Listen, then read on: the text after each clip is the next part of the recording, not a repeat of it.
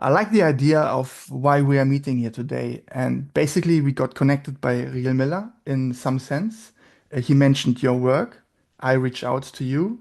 You agreed to this interview, for which I'm very thankful. Everything quite straightforward. I guess that's the convenience of an interconnected world and the beauty of mutual learning.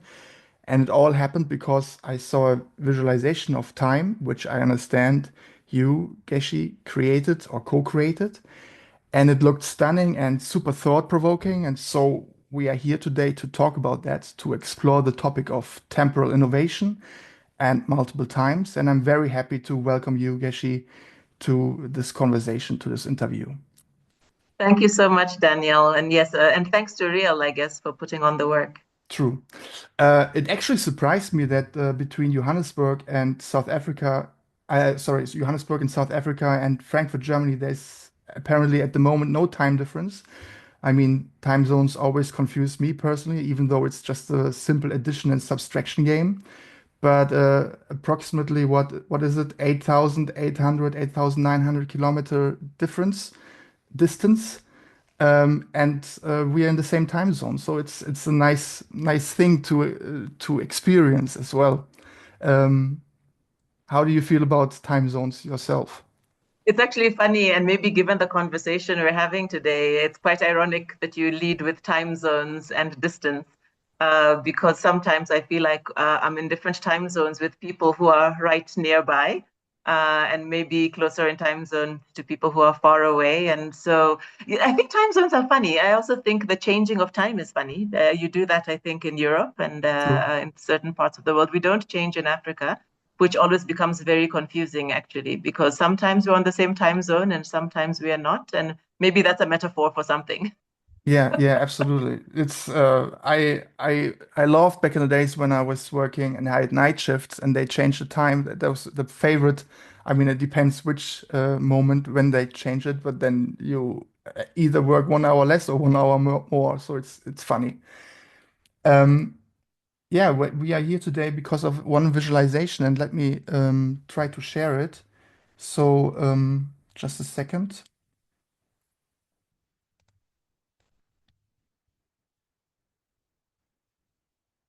That's the one. And would you like to walk me through it and through the process, how it came into existence? I'm curious about that. Yes, yes.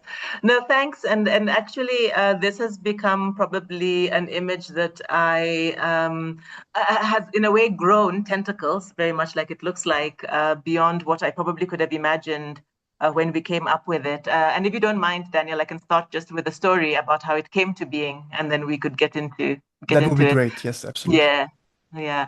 So what you see on the sort of right, at least of my screen, in terms of that cone, the one that looks like a cone towards the top, Yeah. is an probably a fairly familiar visioning of time that many futures exercises use. So futurists among us will know that we often talk about the futures time cone, and Voros is often cited in terms of this.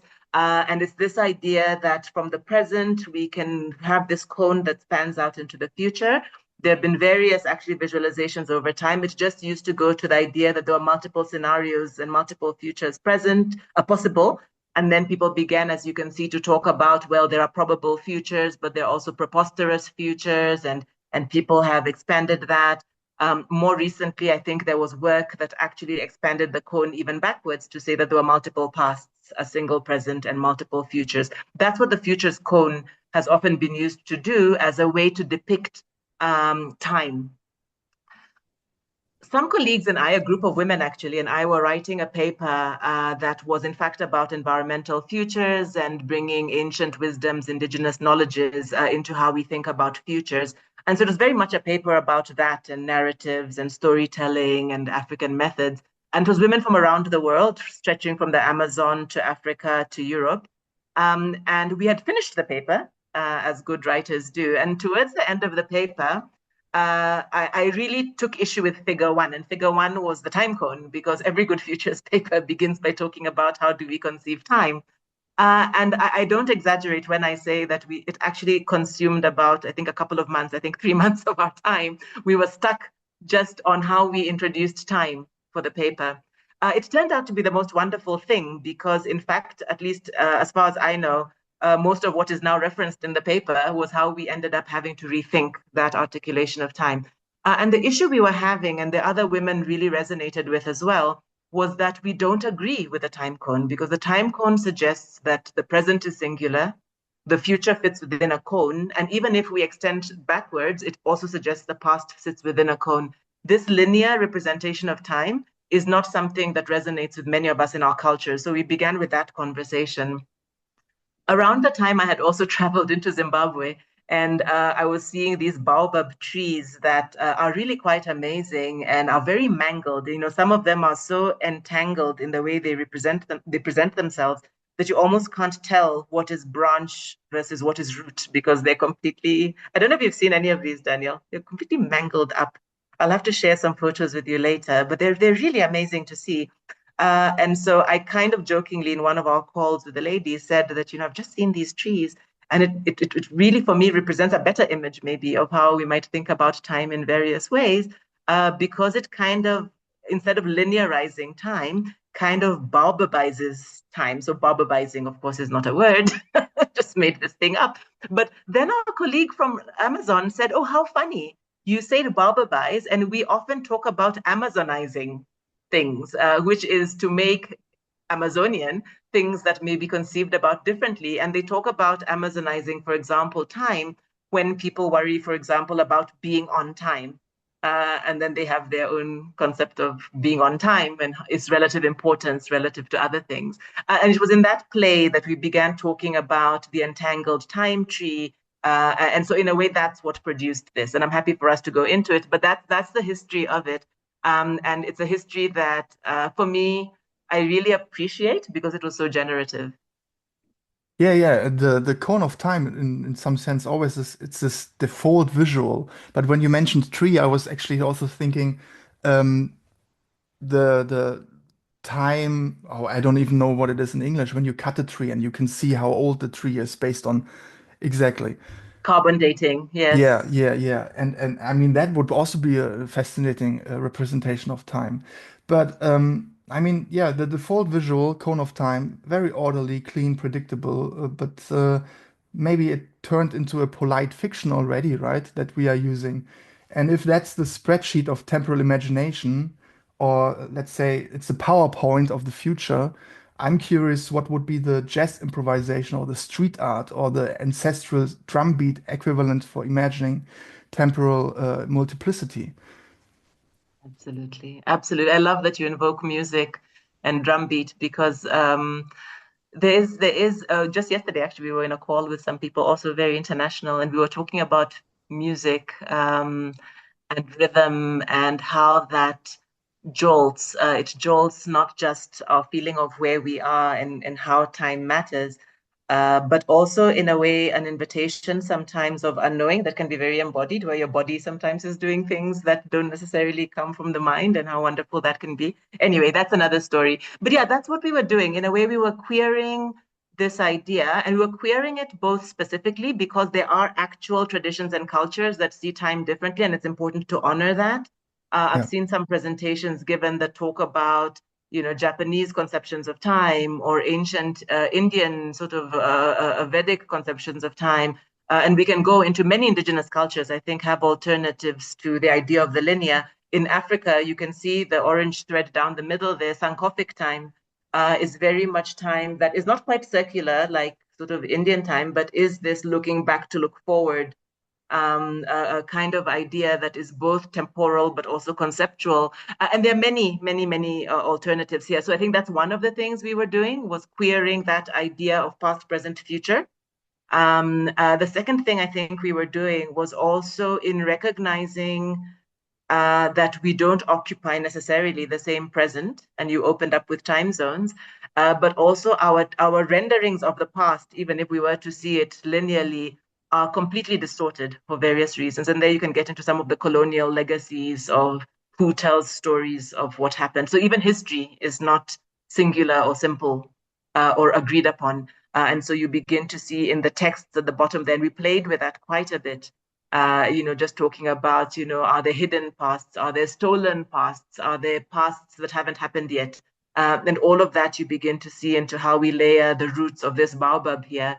But I think just that multiplicity of past and multiplicity of present and multiplicity of futures, even if you just looked linearly, I think was the second thing we were also doing was recognizing that. Yeah, yeah. And I wonder, from your own experience, if we leave the default mode of temporality and dive into those different representations, how do you feel this can open up new futures? Mm, mm, mm. So I think it really can. First of all, I think it becomes a more inclusive conversation already, because I think how temporality is brought in, and if it's only talked about in certain ways, obviously becomes a conversation among those who endorse or believe that and see time that way, right? Because only certain conversations can happen. Yeah, If we agree that the history is A, and we all agree that that was the history, we all agree the present we occupy is B, and therefore the future is within the cone of ABC, then I think there's already just an act of excluding certain cultures, certain civilizations, certain orientations from even having the conversation. And so I think that already changes the way we future who can participate in the conversation. And then I think after that, it's really a minefield. It's a beautiful, beautiful, I think, open space of where the mind can go, and what we can begin to imagine. I've learned a lot from Real Miller's work, and you talk about him, and I think you've had a conversation with him around the questions of imagination and anticipatory assumption, and that's a sort of a theoretical frame, the idea of futures literacy that I've really learned from him. And what I appreciate so much about it is that, first of all, acceptance that there are different anticipatory systems that people have, and those begin to define their anticipatory assumptions, which in a way become the boundaries for imagination.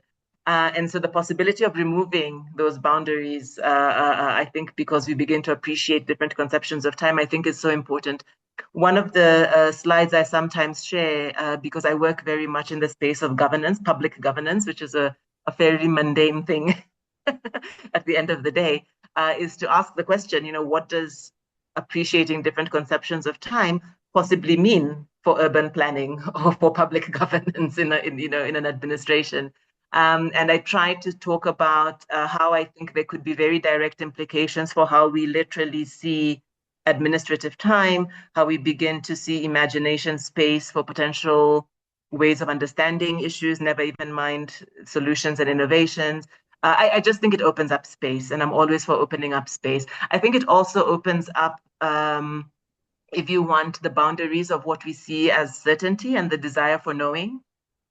Because if it is that I don't know the English word, if it is so vast, then we can be a bit humble about saying, well, so our task is not to say we know everything and therefore we can make the perfect decision. We may need to make a decision, but it does need to be within a space of unknowing and understanding that that may in fact be excluding or ignoring certain other parameters just because they're beyond our grasp, and to be okay with that. Being okay with absolutely. that also means being okay with the possibility of having to make changes as you go, because you obviously missed something. You missed something. Yeah. Behind me, there's one book where I learned the terminology stochastic curse. Those who know everything can't do anything. And I like that a lot because it basically points out that, yeah, it's so much better to start from a point of not knowing because then you can actually explore and learn something. And those who run around in our world with this almost hyperbolic certainty, pretending to have knowledge that they basically don't have, seem to be ill-guided very often in their decision making. Yeah.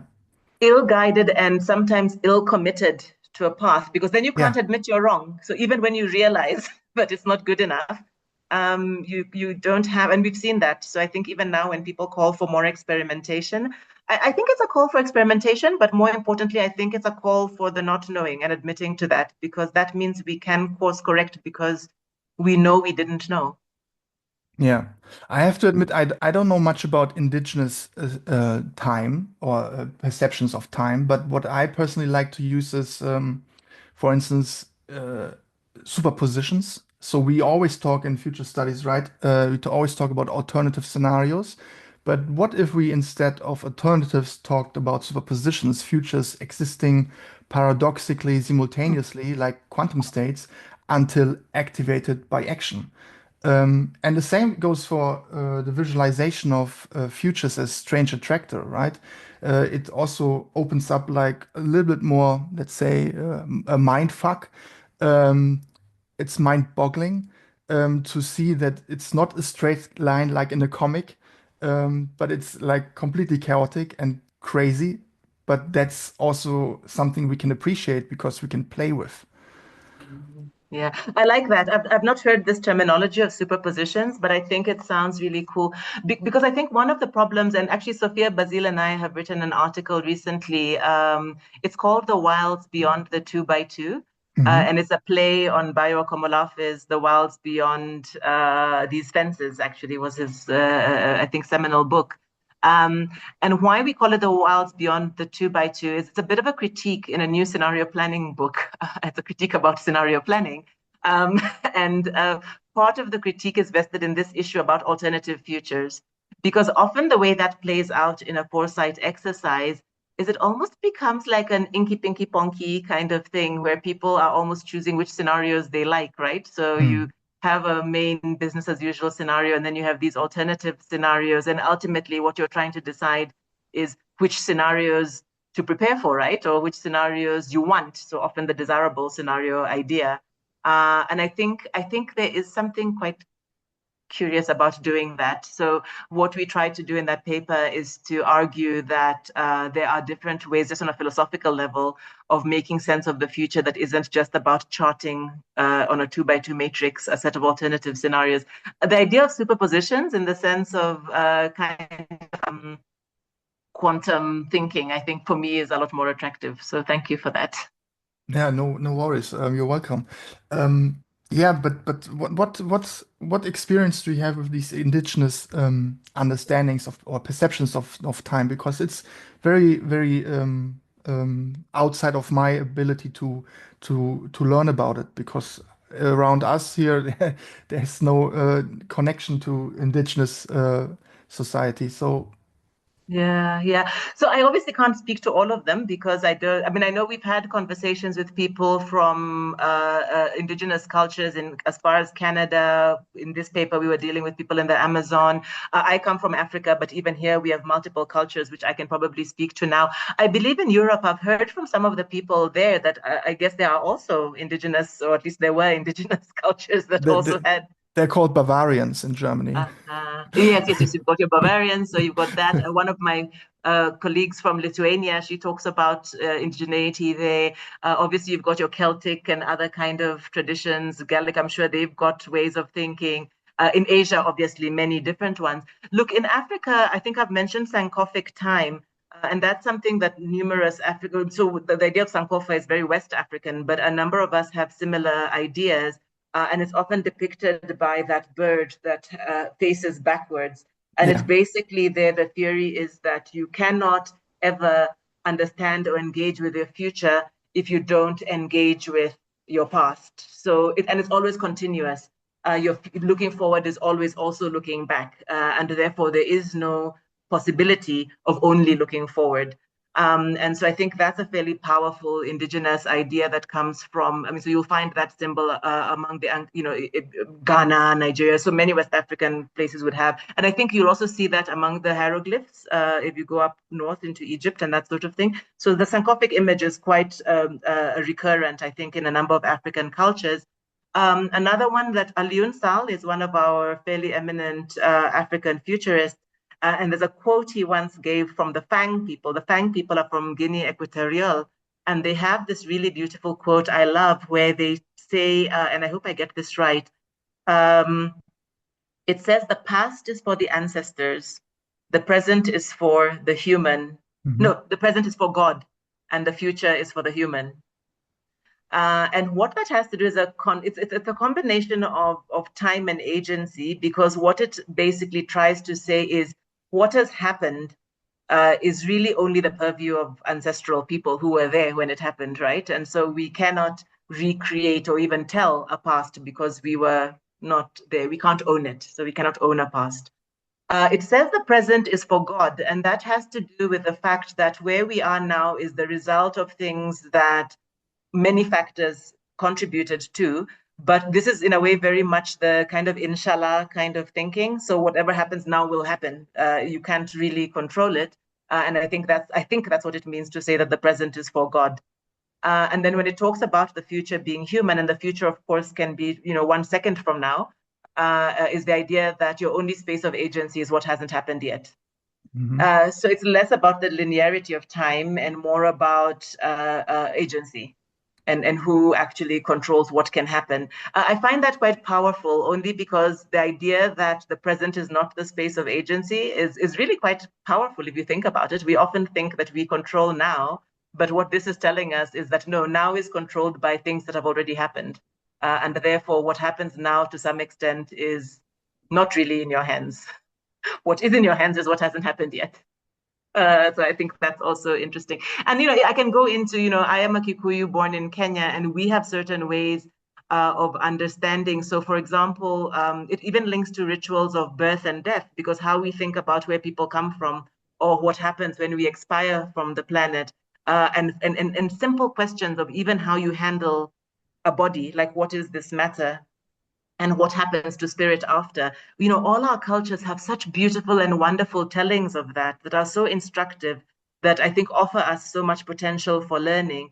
But often that is really not included, partly because we already talk about time in certain ways. So I think there are very rich and many, many, many indigenous approaches and cultures that could really help to inform foresight. And I think there is a growing space and appreciation for indigenous foresight also. So specifically bringing those knowledges into actual tools and methods.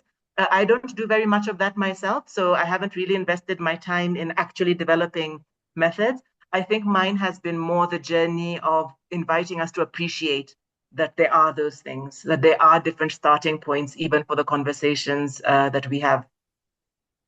Yeah, yeah, yeah. When you mentioned the present situation, that we are, I thought about it that my present is usually occupied by anxiety. So in some sense, what is the fancy word for it? Temporal dislocation. Um, yeah, but there's an interesting aspect to the indigenous version you mentioned earlier with pa future and past. I think there was even a neuroscientific paper pointing out remembering the futures and imagining the past, Mhm. because apparently we do um, visualize or envision our futures based on past experiences, and so it's this kind of it informs and defines each other in an iterative form. And I guess that's why also a few futurists try to establish this experiential turn, so that they can, create new experiences about the future that disrupt our, yeah, ability to imagine. Again, coming back to Ria Miller and extending and expanding on the imagination capacity. Um, Absolutely. Absolutely. In South Africa, we had a big exercise, by the way, that was called Memories of the Future. And I thought that was also a nice play on this idea. True, true. Yeah. What do you think can a multiversal or pluriversal time consciousness look like in practice? Because again, we pointed out very often we have the default mode, and exercises in scenario work usually bring forth only also a default version of a scenario.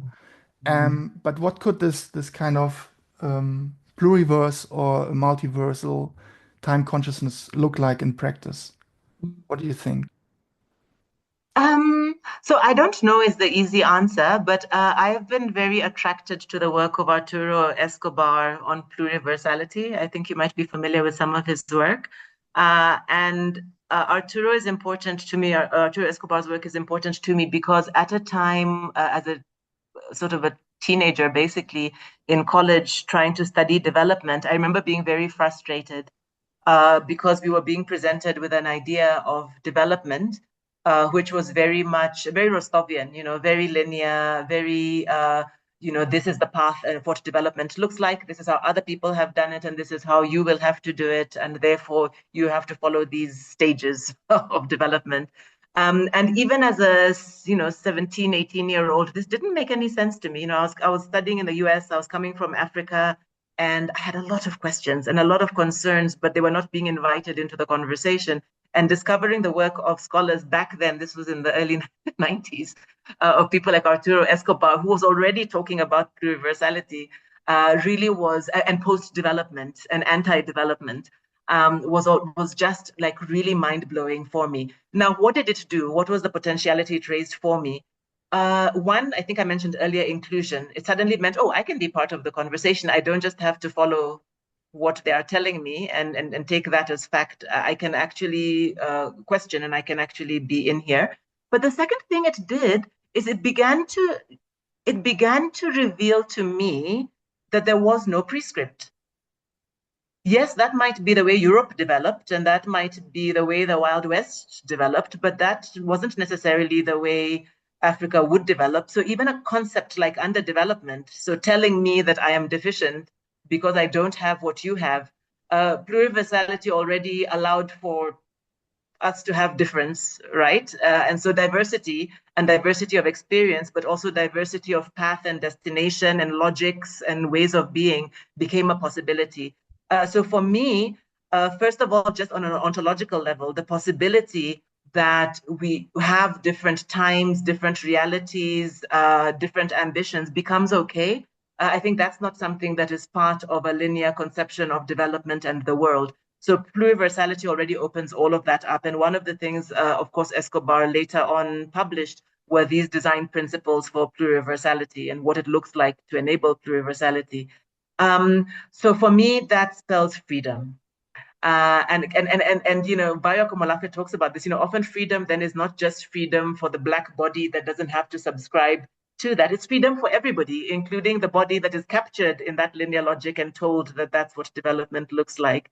So I'm as excited for the person who can dance wild and not fit that mold as I am for myself, who is not forced into that mold. So I think for me, I think what the pluriversality time concept raises for us is imagination, is possibility, but importantly is also the freedom to be and to be simultaneously, in all of our different ways and in our richness. Maybe I just add one thing. Many years ago, I heard the Indian scholar Anil Gupta speak, and he spoke about diversity, but he was talking about innovation, and he was talking about in nature, the way nature survives is often through diversity, and it's diversity of species, diversity of behaviors, diversities of being that allow it to be quite resilient and adaptable to different situations. And he was talking about the curiosity of how human civilization, in a way, has tended to work against that. We've tended towards wanting certain certainties and certain standardization. And I think we've convinced ourselves that our survival is linked to those standardizations, those rules of law, those rules of science. And I think there's a different narrative that comes out of pluriversality that I really appreciate. Yeah, yeah. I'm basically a big fan of radical uniqueness. I think it's enriching. But also what you mentioned with dancing. I mean, when you dance alone on the streets, you're perceived as crazy, but when everyone else is dancing with you, then it's a party. Um, and coming to that, because I think we do, in some sense, as foresight practitioners and futurists, we live in some sort of bubble, right?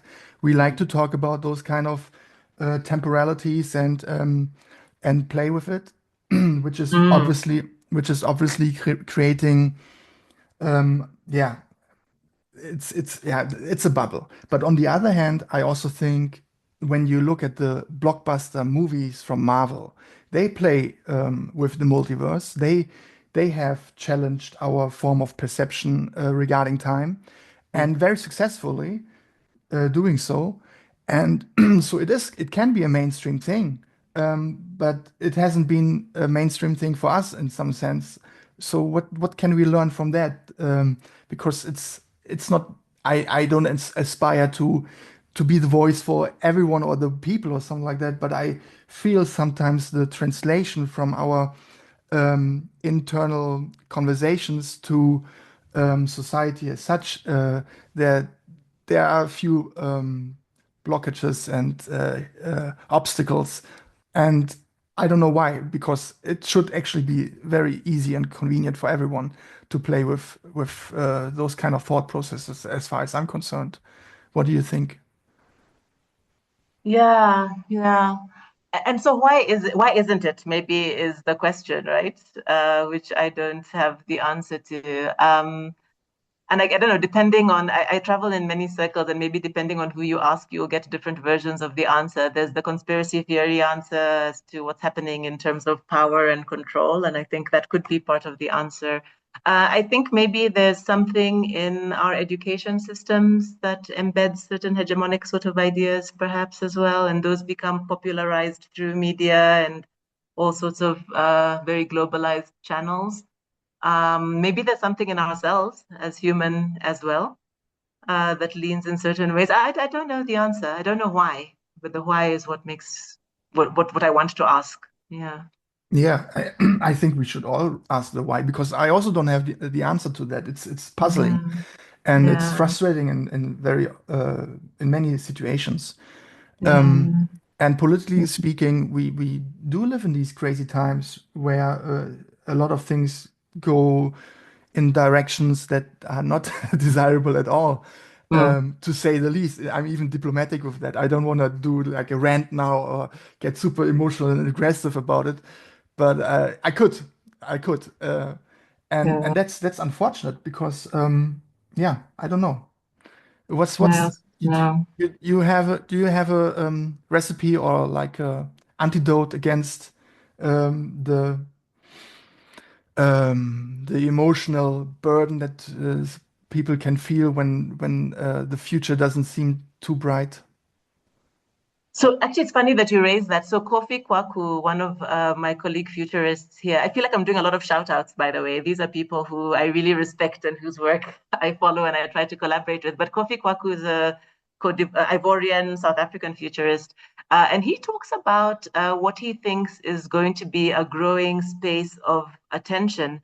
And he's calling it psychology of the future. But I think maybe I don't know if it's psychology or psychiatry, but basically he says that he thinks that this burden isn't something we should actually ignore, but that there's a very deep psychological, almost not just burden, but maybe also trauma, that the future imposes on the present. I mean, the explicit forms of that, you see it with kind of climate anxiety and very explicit things like that, but it's bigger than just that. Now, obviously, what often plugs that hole is a politics of hope. But again, Bayo Komolafe writes about the problem with the politics of hope, because that doesn't necessarily plug the hole either. It may be just some kind of delusional alternative to anxiety. And so I So, think I so really, to understand it better, is he? I want to make it sound simple, but is he in favor of hope or is he against hope?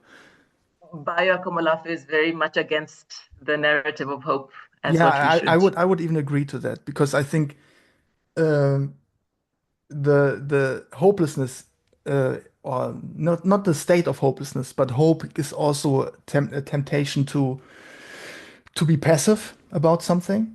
Yeah, yeah, And yeah. It's also to be invested in some normative idea of what would be better than this thing you're scared of, right? And so, I mean, so one of his famous quotes is, "What if the way we respond to crisis is part of the crisis itself?" So often, the things we would seek hope in, the things we would anchor ourselves to, are very much entangled, probably, with the very thing we are trying to respond to. And so, there is another way, maybe, and otherwise that we can embrace that doesn't necessarily give us comfort and make us feel like there will be gifts in heaven or, or something. Maybe there's a different politic, maybe there's a different way to engage. And I think I very much buy into that. It's a tough thing to sell, though, because I mean, and we look at the rise of faith-based if I call it faith-based politics, it's very alluring, it's very endearing because it appears to offer comfort. It appears to say things will be better, don't worry. It appears to dissipate the fear and the anxiety because it offers something, even if it's deferred or even if it's unseen. That's the nature of faith. Um, but obviously, yeah, there is, as you said, the risk of a call to passivity. There is a risk of, in a way, buying into a narrative that asks you to feel secure when in fact you might not be secure. You don't really know. As you can imagine in the work of governance, one of the positions I occupy is that I'm not sure our species will necessarily make it out, so to speak. And nobody wants to hear that. Of course, everything has to be positive. We are going to Mandatory positivity. Yeah. Yeah. exactly. So you can't really come in and talk about a future where we might not be there, where the nation state might not be there. So never even mind we as a species, even the institutions, the United Nations must be there in the Yeah. future. The monarchy must be there for those of us who have monarchies. You can't talk about a future where the monarchy is not part of it. And so we're very vested in those things. And I think hope, in a way, panders into that it gives some comfort that any loss will somehow be reciprocated in some way. And that's a dangerous politic to play. Yeah, yeah. I mean, how do you stand on the claim that we basically don't know anything about the future and it's all made up, and at the same time we do have somehow simulations or conjectural knowledge or um, an understanding of trends? Like how do you work with that kind of dilemma or dichotomy or Mm-hmm. situation? Well, so Real Miller clearly says there is no data about the future. So I think his position is clear.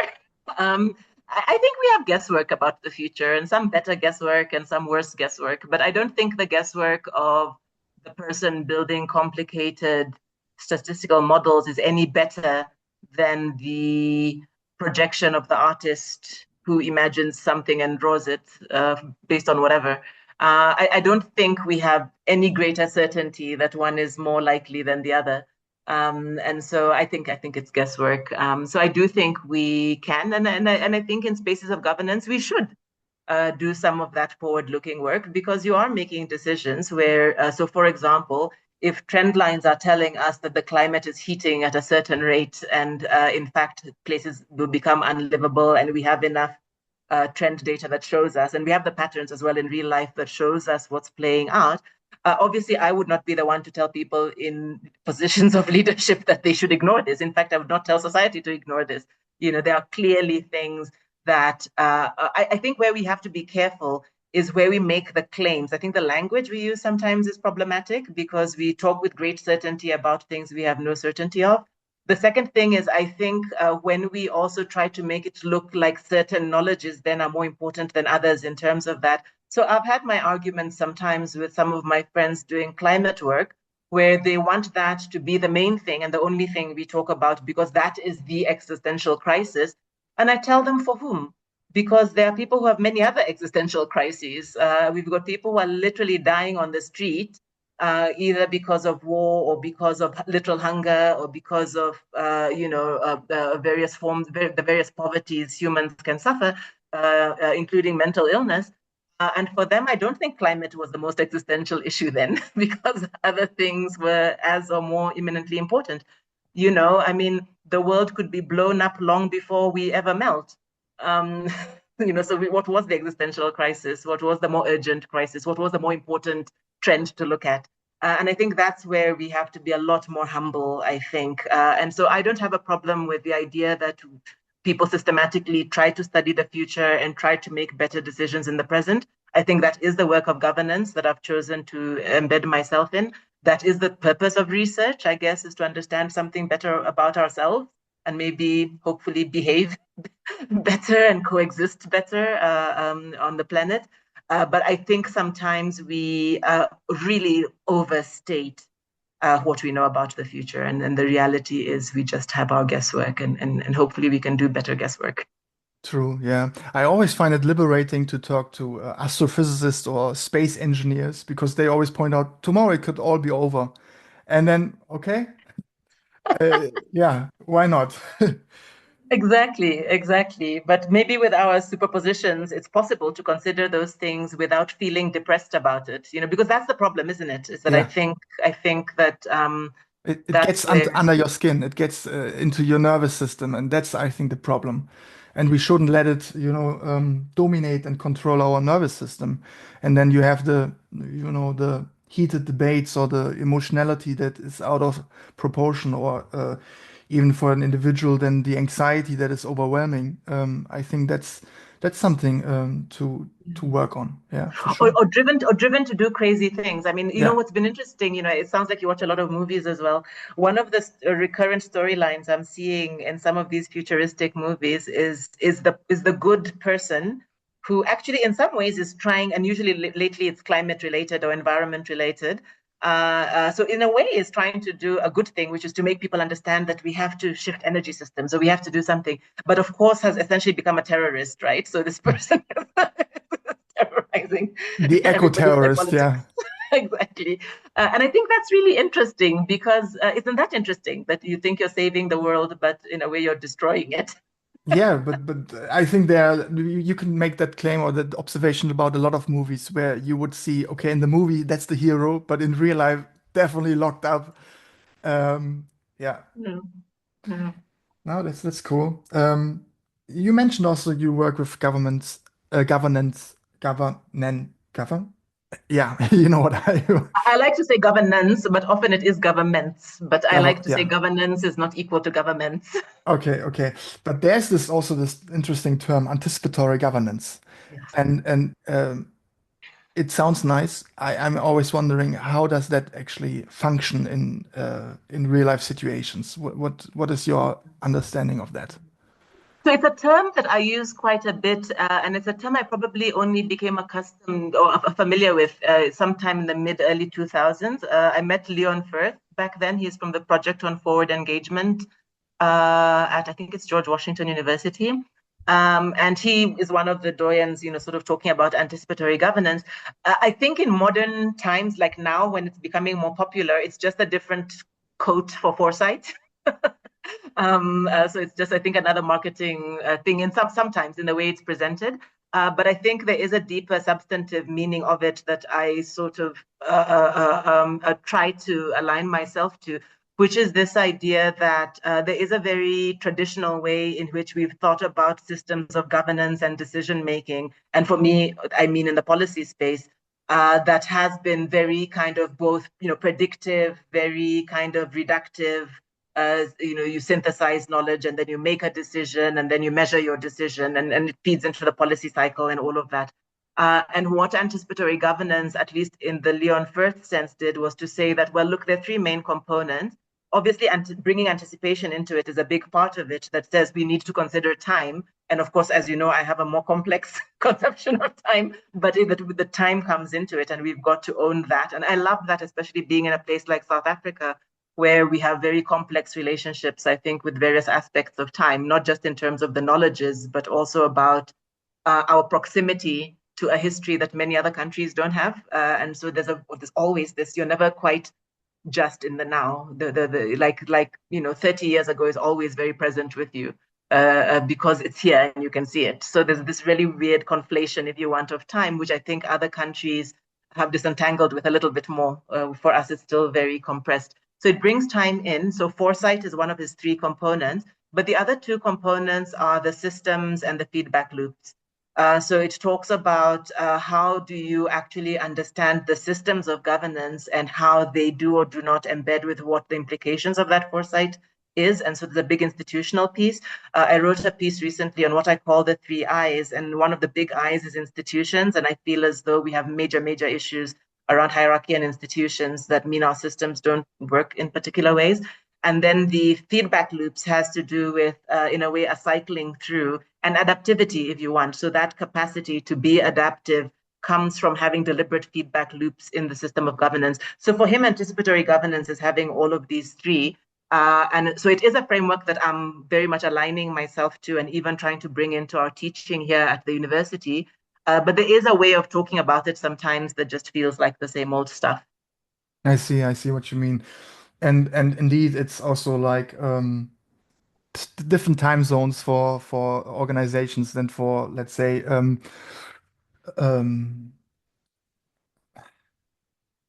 para academics, or you know what I mean, or foresight practitioners meeting at a conference.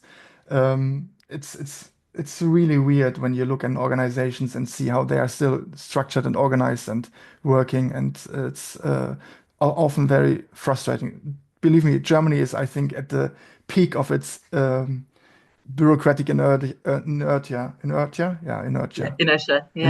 Yes, and it's wild. It has already absurd dimensions, surreal dimensions. absolutely. By the way, we're trying to learn from you. So Why would you do that? I must tell you, by the way, so often when I talk about how I got oriented into the space of futures, actually it was from a South Africa-Germany relationship. So we were actually brought through a bilateral partnership. We were trained by Germans on how to use foresight. Okay, okay. Well, That's how it began. I can give you a little insight about something I find interesting, because as far as I'm concerned, Africa as a whole continent, I mean, not, of course, not every part of it, but they seem to have skipped the ATM machines in some sense and went immediately to Mobile money. yeah, to Mhm. digital money. And Yes. the central bank in Germany is still creating scenario work on the future of ATM machines. It's, I don't know why. That's hilarious. Yeah. Is that fact? Is that No, real? it's fact. Yeah, yeah, yeah. Yeah, that's the main focus of the foresight department, how to sustain the ATM machines in suburban areas and stuff like that. Oh wow, yeah, yeah. No, no. Africa is very much. I think digital money, mobile money, as we call, I think is yeah. I mean, actually, South Africa is even a little bit further behind. In places like Kenya, that's. I mean, ATMs are. I mean, they can be there, but they can also not be there. Yeah, yeah, yeah. Yeah. Um, I very much enjoyed this conversation with you, and I hope we can soon find again some time for more. And talking about time is one of my favorite topics and subjects, and I very much appreciate that you found the time, your time, to share your thoughts and ideas. Um, Thank you very much for that. Thank you, Daniel. It was nice connecting in the same time zone. Definitely cool. Take care. Thank you.